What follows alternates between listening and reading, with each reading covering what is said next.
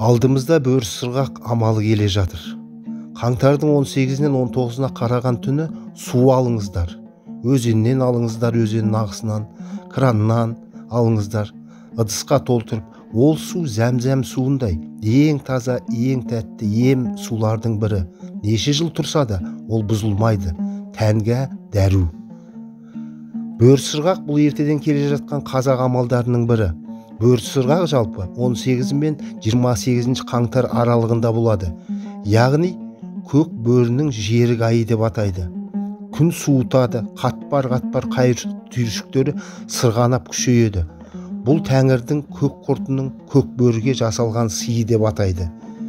Бөртенің жерік айы деп те қазақтар атап отырған. Жалпы қасқырдың үйірінде 20-30 қасқыр болатын болса, ол үйірді қазақтар әуен деп атаған. Бірақ осы ұлымалардың бәрі көк бөрі бола бермейді. Тек тұқым шашатын арланы ғана көк бөрі деп аталады. Ол өзінің бөртесін іздеп тауып, сонымен қосылады. Бұл кезде қазақтар алысқа мал жаймайды, жолға шықпайды. Себебі бөрісырғақ кезінде бөрілердің махаббаттан есі ауысып, көздері қызарып, бөртемен қосылғанша жолында кездескеннің бәрін өлтіреді.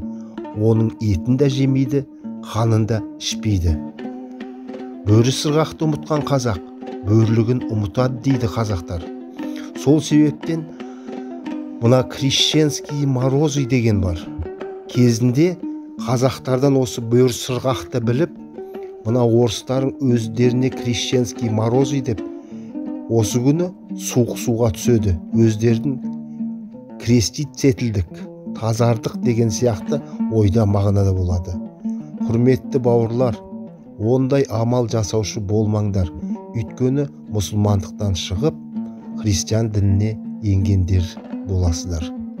Білгенге маржан. Сіздермен болған Бауыржан Сатыбалдыұлы Ешмағамбетов.